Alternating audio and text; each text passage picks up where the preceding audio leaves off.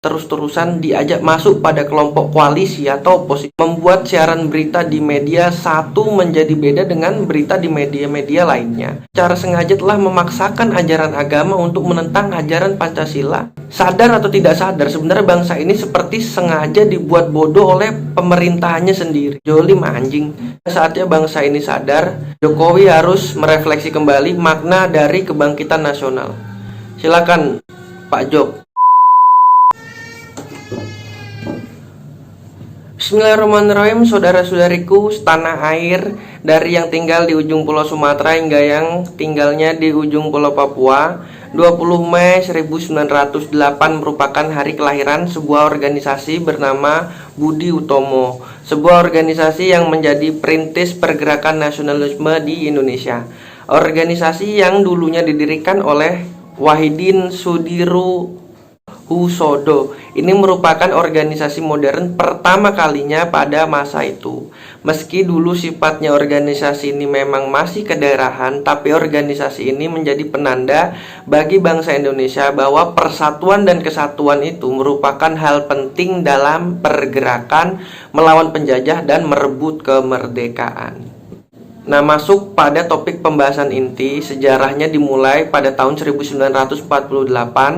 Jadi 3 tahun setelah Indonesia memproklamirkan kemerdekaannya, dengan kondisi yang menurut saya arti merdeka pada saat itu sebenarnya masih setengah-setengah ya. Artinya waktu itu Indonesia masih menghadapi krisis pasca agresi militer Belanda yang masih ingin berkuasa di Indonesia, seperti waktu perjanjian Renville yang membagi-bagi wilayah Indonesia dengan Belanda.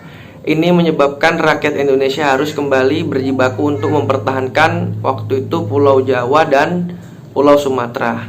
Nah, belum lagi ini ditambah dengan krisis ekonomi yang menyebabkan rakyat pada saat itu menjadi kesulitan untuk hanya sekedar membeli seekor beras, sebutir,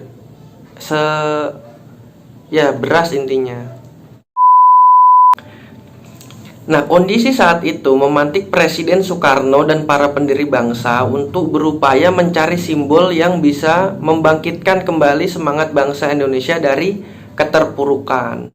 Sebuah simbol yang mengingatkan kembali bahwa persatuan dan kesatuan itu merupakan kekuatan terpenting yang harus digalang agar bangsa Indonesia bisa berdiri dalam kemerdekaan yang sesungguhnya.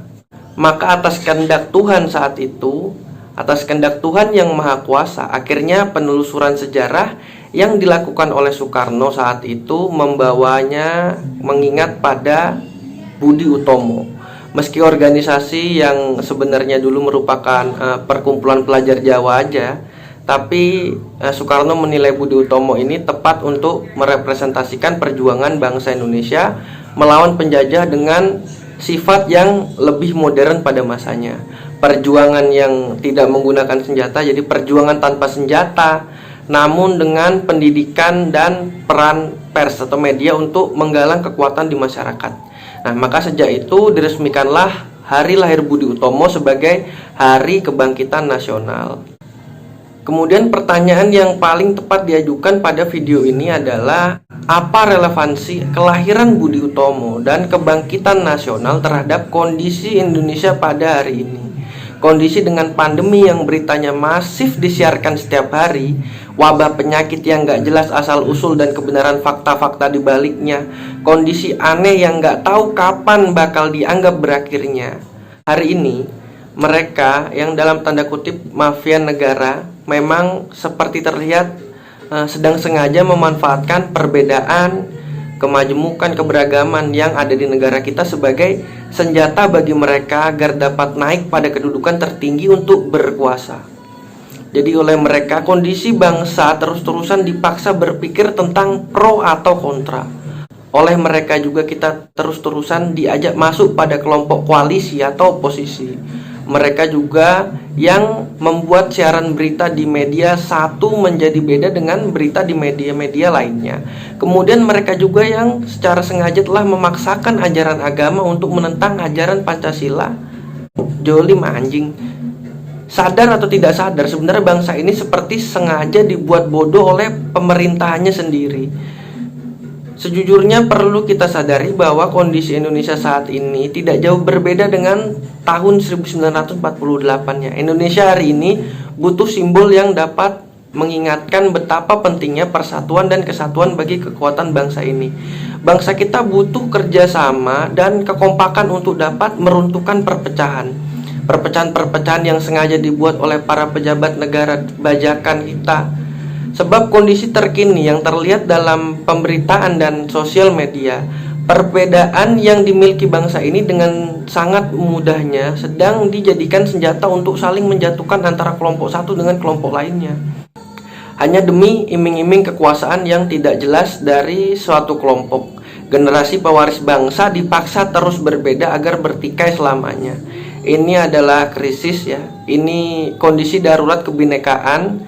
Sudah saatnya bangsa ini sadar, Jokowi harus merefleksi kembali makna dari kebangkitan nasional. Silakan Pak Jok. Kemudian pesan untuk saya dan kawan-kawan manusia sesebaya saya di tanah air seluruh Indonesia, sebagai generasi penerus bangsa dengan kondisi fisik dan pikiran yang biasa-biasa aja, kemudian dengan gerakan yang saya pastikan juga jauh dari kata sempurna, kemudian dengan power atau kekuatan yang sangat seadanya. Hal yang paling mungkin kita lakukan saat ini adalah melalui pendidikan, kawan-kawan. Sebagaimana ruh dari Budi Utomo itu diberlakukan, betapa urgensinya pendidikan mengenai kemajemukan bangsa Indonesia itu harus dipelajari agar bisa dipahami sangat baik.